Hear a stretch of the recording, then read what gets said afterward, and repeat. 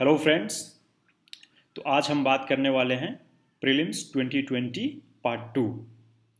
Part 1 already मैं cover कर चुका हूं, जिसमें कि तमाम सारे रिसोर्सेज के बारे में आपको जानकारी दी गई थी कि आप किस तरीके से पढ़ें और कौन कौन से बुक को फॉलो करें। अगर उसमें आपको कहीं से कोई दिक्कत हो तो आप वहाँ पे कमेंट सेक्शन में ज़रूर लिखें, उसका रिप्लाई हम लोग कर देंगे। राइट। तो उसी सिलसिला को आज आगे बढ़ाते हुए आज हम बात करेंगे प्रीलिम्स 2020 पार्ट 2। तो जैसा कि आप सभी लोग जानते हैं कि प्रीलिम्स 2020 जो कि 4 अक्टूबर को अभी टेंटेटिव डेट डिसाइड हो चुका है और होपफुली एग्ज़ाम उस दिन कंडक्ट भी होगा। तो उसके लिए प्रिपरेशन के लिए आप लोग पूरी तरह से जुट जाइए और कहीं से कोई दिक्कत हो, किसी तरह की कोई समस्या हो तो आप ज़रूर शेयर करिए और हम कोशिश करेंगे कि आपको उसका सॉल्यूशन हम दें। राइट। तो आज की इस वीडियो में हम लोग बात करने वाले हैं how to score 120 plus in prelims 2020, जिससे कि जो हमारे friends forest Indian forest service के एग्ज़ाम में भी अपीयर होना चाहते हैं उनको भी फ़ायदा हो और वो इंडियन फॉरेस्ट सर्विस एग्ज़ाम का कट ऑफ भी, प्रीलिम्स का कट ऑफ भी क्लियर कर पाएँ। तो उस सिलसिले में हम आज बात करेंगे। हम उस वीडियो में मैं आपको बताया था कि एग्ज़ाम के पैटर्न जानने के लिए आप प्रीवियस ईयर का पेपर सॉल्व करिए। एटलीस्ट आप 5 ईयर्स का पेपर सॉल्व करिए, 2019, 18, 17, 16 एंड 15। पिछले 5 सालों का पेपर आप ओपन कर लीजिए, अपने पास हार्ड कॉपी रख लीजिए और उसको पलट पलट के बार बार उसके क्वेश्चंस को देखिए।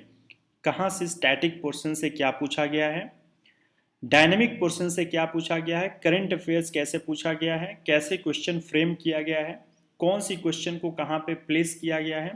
आप इस पूरे प्रकरण को एक बार समझने की कोशिश करिए, क्योंकि हम यहाँ से लाख बताएंगे आपको कि एग्ज़ाम का ट्रेंड ये है, क्वेश्चन ऐसे पूछा जा रहा है, आपको बहुत कम पल्ले पड़ेगा जब तक आप एक बार प्रीलिम्स के पेपर को खुद नहीं देखते हैं। तो पिछले वीडियो में हम लोग डिस्कस किए थे कि किस तरीके से आप जो है चैप्टर वाइज, किस तरीके से बुक वाइज आप जो है स्टडी करेंगे और अपने सिलेबस को well with in time cover करेंगे। राइट। इस वीडियो में हम बात करेंगे कि आप कैसे हाईएस्ट से हाईएस्ट मार्क्स स्कोर कर सकते हैं, जिससे कि आप प्रीलिम्स का कट ऑफ क्लियर कर लें ताकि आपको मेंस लिखने का मौका मिले। तो बिना टाइम वेस्ट किए चलिए हम बढ़ते हैं। तो सबसे पहला थंब रूल कि आप पिछले 5 साल का प्रीलिम्स का पेपर देखेंगे और उस पेपर को एटलीस्ट आपको सॉल्व ना हो उसमें से, बट सिंपली आप क्वेश्चंस को रीड करिए और ऑप्शन को रीड करिए, क्वेश्चंस को रीड करिए, ऑप्शन को रीड करिए। तो पिछले 5 साल का आपने ये एक्सरसाइज कर लिया। आपको प्राइमा फेसी एक चीज़ देखने को मिलेगा कि 5 साल का जब 5वें साल यानी 2019 का पेपर जब आप पलट रहे होंगे तो आपको एक एक ट्रेंड पता चल जाएगा कि यूपीएससी कैसे कैसे स्टैटिक पोर्शन पूछ रहा है, कैसे डायनेमिक पोर्शन पूछ रहा है। फिर उस हिसाब से आपके दिमाग में ये चीज़ चलने लगेगा कि जब आप बुक खोलेंगे और उसके पैराग्राफ को आप रीड करेंगे तो उसमें से आपको क्लिक करेगा कि ओके, इस तरह के क्वेश्चंस यहाँ पे पूछा गया था, तो इस तरह के पैराग्राफ पे, इस तरह के पॉइंट्स पे मुझे फोकस करना चाहिए, या इस तरह की इंफॉर्मेशन को I cannot forget at any cost. तो आप इस चीज़ को ध्यान रखेंगे। राइट। तो उसके बाद आप ये दूसरा पॉइंट में ये कहूँगा कि डिमांड ऑफ प्रीलिम्स। प्रीलिम्स का डिमांड आखिर क्या है, प्रीलिम्स क्यों आपसे जानना चाहता है कि आपके पास प्लेथोरा ऑफ नॉलेज होना चाहिए, आपको बहुत सारी चीज़ों पर क्लैरिटी होना चाहिए। इसके पीछे क्या लॉजिक है। तो आप तो जानते हैं कि ये एग्ज़ाम जो है one of the toughest, in fact toughest exam है और इसका कुछ मापदंड है जो कि आपको पूरा करना ही है। Then only you can dream to become a civil servant. Right. तो इसके लिए आप ये देखेंगे कि सबसे पहले आप ये डिकोड करिए कि एग्जामिनर आपसे क्या पूछना चाहता है, एग्जामिनर इस तरह के क्वेश्चंस क्यों सेट किया। सपोज दैट कि आजकल ज्योग्राफी में एक क्वेश्चंस पूछा जाता है कि आप जो है अरुणाचल प्रदेश से तमिलनाडु को जा रहे हैं, आपको शॉर्टेस्ट रूट फॉलो करना है बाया ट्रेन। तो आपकी ट्रेन जो है किस किस स्टेट से होते हुए गुजरेगी, राइट। तो इस तरह के क्वेश्चन क्यों पूछा जा रहा है आपसे, इसके पीछे के लॉजिक को थोड़ा सा समझने की कोशिश करिए। This is applied. आप कहीं भी मतलब किसी क्वेश्चन पेपर में, किसी बुक में, टेक्स्ट बुक के एक्सरसाइज में आप ये चीज़ नहीं पाएंगे। This is applied question, general question. और जब आप मैप पढ़ते हैं, जब आपको ज्योग्राफी का लिटिल बिट कॉन्सेप्ट क्लियर होता है, आपको मैप याद रहता है कि ओके अरुणाचल प्रदेश कैसे असम टच करता है, किस तरीके से जो वेस्ट बंगाल टच करता है, कैसे बिहार टच करता है, और ये कैसे कैसे मतलब डिफरेंट सारे स्टेट से होते हुए आप तमिलनाडु को पहुंचते हैं, राइट। तो ये अगर आपको थियरी वाला पार्ट क्लियर है तो अप्लाइड पार्ट में आपको दिक्कत नहीं होगी। हो सकता है कि उस तरह के क्वेश्चन आप फर्स्ट टाइम देखे हों। तो अब try to understand the psychology of the examiner, कि वो ऐसा क्वेश्चन क्यों फ्रेम किया जा रहा है। ओके, थर्ड पॉइंट पे हम लोग बात करेंगे कि देखिए दो तरह के क्वेश्चंस होता है प्रीलिम्स के पेपर में। एक होता है डायरेक्ट क्वेश्चंस और एक होता है आपका थोड़ा सा टफ लेवल का क्वेश्चन होता है, डायनेमिक क्वेश्चन होता है, इनडायरेक्ट क्वेश्चन होता है। और वैसे क्वेश्चंस को सॉल्व करना थोड़ा सा लिटिल डिफिकल्ट, लेकिन उसको भी कैसे हैंडल करना है उस पर हम बात करेंगे। तो सबसे पहले आते हैं डायरेक्ट क्वेश्चन पे। डायरेक्ट क्वेश्चन देखिए बिल्कुल आपका सेफ साइड होता है, जैसे इकोनॉमी हो गया, पॉलिटी हो गया, ज्योग्राफी हो गया, राइट। वैसे ही आपका ये पोर्शन हो गया, हिस्ट्री हो गया, एक्सेट्रा, कल्चर हो गया, आर्ट एंड कल्चर। तो ये सारा पोर्शन आपका स्टैटिक पोर्शन है। तो स्टैटिक पोर्शन आपको 40 to 50% क्वेश्चन हमेशा स्टैटिक पोर्शन से रहता है। चाहे आप जिस साल का भी पेपर उठाकर देख लीजिए, 35%, 40%, 45, 50% या इससे भी ज़्यादा हो सकता है, राइट। तो इतना क्वेश्चन जब आपका सेफ साइड से है और आप जानते हैं कि ये क्वेश्चंस का सोर्स क्या है, कहाँ से आता है, तो क्यों ना हम इस पे ज़्यादा फोकस करें और इसको अच्छे से प्रिपेयर कर लें। क्योंकि एटलीस्ट जो मेरे हाथ में है उसको मैं अच्छे से प्रिपेयर कर लूँ, और जो चीज़ यानी कि डायनेमिक पोर्शन मेरे हाथ में कम है, यानी उस पर पकड़ मेरी कम है, ऑल्दो उस पर मैं पकड़ बना लूँगा या बना लूँगी, लेकिन जो चीज़ मैं अभी कर सकता हूँ उसको मुझे अभी करना चाहिए, राइट। जैसे कि पॉलिटी का कॉन्सेप्ट आपको बिल्कुल क्लियर होना चाहिए। 8 से 10 क्वेश्चन, 12 क्वेश्चंस, इनफैक्ट कभी कभी 15-15 क्वेश्चन भी पॉलिटी का होता है। तो इतना सेफ साइड है, आपको पता है क्वेश्चन कहाँ से उठना है, कैसा उठना है, तो क्यों ना उसके कॉन्सेप्ट को बिल्कुल क्लियर कर लें, बिल्कुल क्लियर कर लें और समझ लें अच्छे से, उस पर क्वेश्चन का प्रैक्टिस कर लें और पॉइंट्स को दिमाग में बैठा लें, राइट। ये हो गया। सिमिलरली आपका ज्योग्राफी हो गया, इन्वायरमेंट हो गया, आर्ट एंड कल्चर हो गया, हिस्ट्री हो गया, और ये सारे पोर्शन को आप अपना क्लियर कर लीजिए और रिवाइज करते रहिए। साथ में जिस किसी भी कोचिंग का आप प्रैक्टिस पेपर सॉल्व करते हैं, तो प्रैक्टिस पेपर में भी जब आप ऑप्शन भले सही टिक कर देते हैं, लेकिन फिर भी उनका जो थियरी, इनका जो सॉल्यूशन दिया होता है लास्ट में, उसको आप जरूर पढ़ें। अगर पॉसिबल हो वहाँ से कुछ पॉइंट्स आपको नोट करना है तो एक शॉर्ट नोट्स बनाएं, पतली सी एक कॉपी बना लें, उसमें आप नोट कर लें, क्योंकि ये पॉइंट्स मुझे भूलना नहीं चाहिए। ये फैक्चुअल इंफॉर्मेशन है, I should have in my mind. उससे आप कई सारे ऑप्शंस को डिराइव कर सकते हैं, कई सारे मतलब ऑप्शंस को आप एलिमिनेट कर सकते हैं।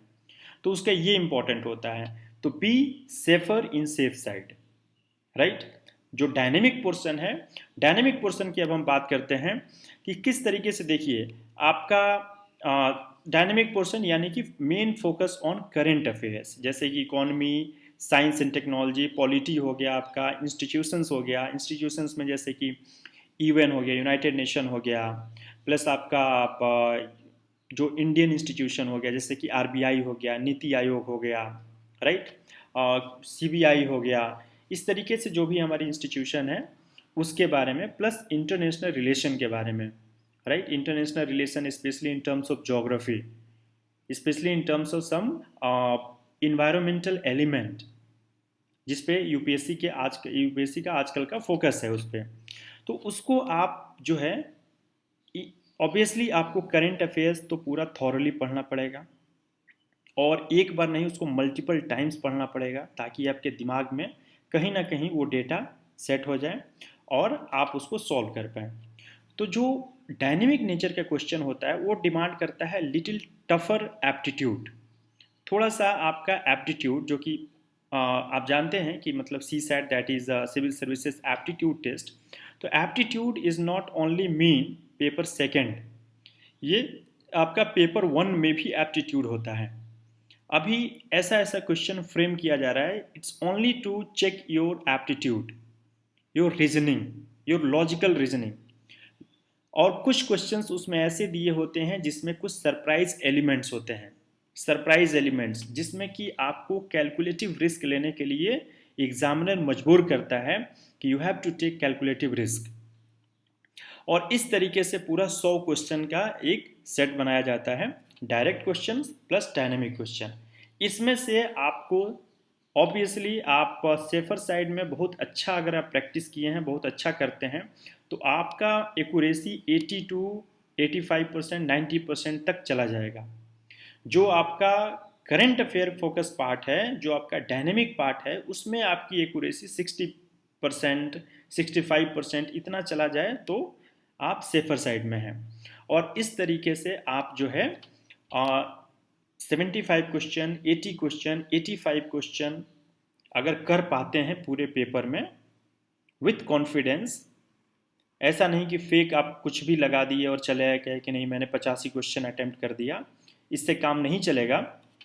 आपको पूरा ये चीज़ देखना है, और then only you will qualify for civil services examination prelims test as well as forest services examination prelims test, जो कि आज के डेट में कंबाइंड है, राइट। उसके बाद हम बात करेंगे थोड़ा ट्रेंड का एनालिसिस करिए। स्टार्टिंग में मैं बताया कि पिछले 5 साल का आप पेपर देखिए, आपको एक क्लियर कट ट्रेंड पता चल जाएगा। अगर थोड़ा आपके पास टाइम परमिट करता है तो 2013 से ऑनवर्ड्स का आप सारा पेपर देख लीजिए एक बार, 2011 ऑनवर्ड्स से आप सारा पेपर देख लीजिए प्रीलिम्स का, आपको बहुत क्लियर कट ट्रेंड पता चल जाएगा। उन पेपर को आप सॉल्व कर लीजिए और उससे रिलेटेड स्टफ आप जरूर पढ़ लीजिए, उसमें से भी क्वेश्चंस आता है, राइट। तो उससे आपको पता चल जाएगा कि किस तरीके से यूपीएससी का एम्फेसिस कहाँ पे है। उसमें आप देखे होंगे कि किसी सब्जेक्ट को यूपीएससी लेस एम्फेसाइज किया है एक साल में, और नेक्स्ट ईयर में या उसके नेक्स्ट ईयर में उस पर काफ़ी एम्फेसाइज किया है। तो ऐसे में आपको समझ जाना चाहिए कि UPSC can play this game any time. तो इसलिए आपको हर सब्जेक्ट पे इक्वल फोकस करना है, आपकी कॉन्सेप्ट की क्लैरिटी हर सब्जेक्ट की इक्वली होना चाहिए। It's your turn, it's your luck कि कौन से सब्जेक्ट पे किस टाइम फोकस हो जाए।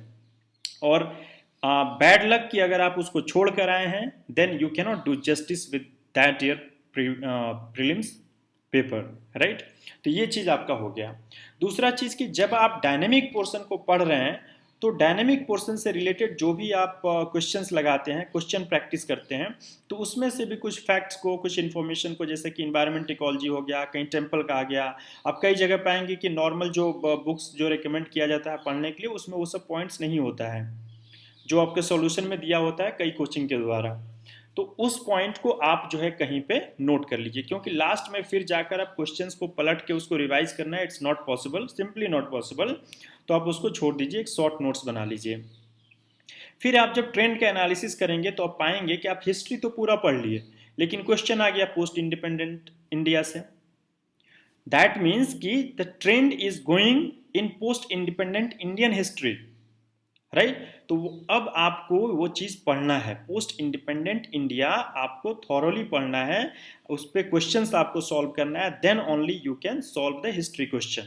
नहीं तो कहने को आपने जो ancient India, medieval India, modern India पढ़ लिया, बट कुछ क्वेश्चन, 2-3 क्वेश्चन उठा दिया वहाँ से, suppose that post independent India से, जैसे लैंड रिफॉर्म उठा दिया या प्रिंसली स्टेट के बारे में उठा दिया, इस तरह के क्वेश्चन उठा दिया, देन आप फंस जाएंगे। इसलिए आप पोस्ट इंडिपेंडेंट इंडिया पे भी फोकस करेंगे। प्रीवियस वीडियो में मैं उसके लिए सोर्स आपको रिकमेंड किया हूँ, तो काइंडली आप वहाँ से एक बार सोर्स देख सकते हैं। जो कोई भी सब्जेक्ट पढ़िए उस पर कॉन्सेप्ट की क्लैरिटी बहुत ही स्पष्ट रूप से होना चाहिए आपका। फॉर एग्जाम्पल, जैसे कि बहुत सारे लॉजिकल क्वेश्चन आज के डेट में पूछता है कि 2 एडल्ट इंडिविजुअल को शादी करना है और वो लव मैरिज कर रहे हैं, तो इसमें आप किस चीज़ को एक्सरसाइज कर रहे हैं, फ्रीडम को, लिबर्टी को, एक्सेट्रा एक्सेट्रा।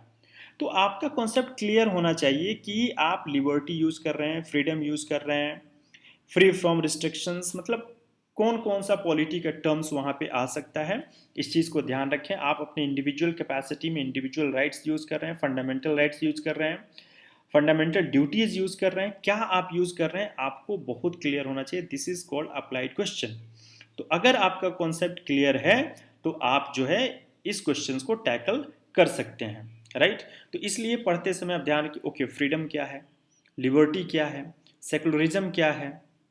तो ये जो फाउंडेशनल स्टोन है उसको आप बहुत क्लियर तरीके से समझ लीजिए, देख लीजिए, और इसका सोर्स वही है एनसीईआरटी प्लस लक्ष्मीकांत। दो से आपका कॉन्सेप्ट बिल्कुल क्लियर हो जाएगा। प्लस पॉलिटी में थोड़ा सा आप जो है फिलोसॉफिकल एस्पेक्ट पे भी फोकस करिए कि आजकल बहुत सारे क्वेश्चन पूछता है फिलोसॉफिकल एस्पेक्ट ऑफ पॉलिटी, तो उस पर आपका फोकस होना चाहिए। अच्छा, ये तो हम एक जनरल बात कर लिए कि कैसे कैसे, मतलब trend, direct questions, indirect questions, emphasis on which subject, then focus on current affairs, then post independent India, and focus on concept clarity, etc etc। इन सारे बातों के साथ साथ आप कुछ पॉइंट्स का ध्यान रखेंगे और वो अपनी हैबिट्स में आप अभी से डालना शुरू कर दीजिए। पॉइंट नंबर 1, आप जब भी आप जो है क्वेश्चन पेपर पढ़िए, बहुत ही केयरफुली पढ़िए क्वेश्चंस को भी और ऑप्शंस को भी। कभी भी हेस्ट में, कभी भी आप जो है परेशान होकर या कभी भी मतलब इस तरीके से जल्दीबाजी में आप क्वेश्चंस को टिक मत करिए, या बिना पढ़े उसको स्किप मत करिए, या बिना पढ़े उसको ऑप्शंस को ये नहीं कि अच्छा ये ऑप्शन सही है टिक कर दिया, नहीं, बिल्कुल नहीं। आप क्वेश्चंस को केयरफुली पढ़िए, ऑप्शंस को केयरफुली पढ़िए, देन ओनली टेक अ टिक, है ना। और बिल्कुल एक एजुकेटेड पर्सन की तरह बिहेव करिए। इट्स नॉट कि वो अभी आंख बंद किया और ये वाला सही है टिक कर दिया, नहीं। Then you are not a serious candidate and you are not made for this exam, in fact not for any exam. तो इस तरह से आप ध्यान देंगे, पहला पॉइंट। दूसरा पॉइंट कि do not make mistakes in reading the questions and जो ऑप्शंस का जो वर्ड होता है वो, कई बच्चे ये देखा गया कि मतलब वो क्वेश्चंस को रीड करने में ही गलत रीड कर लेते हैं because of prejudice of something else in mind, और वो क्वेश्चंस को गलत रीड कर जाते हैं, गलत ऑप्शन रीड कर लेते हैं और टिक कर देते हैं, फिर कहते हैं कि नहीं मेरा काम तो हो गया साहब, अब मेरा सिलेक्शन हो जाएगा। नहीं, ऐसा नहीं होता है।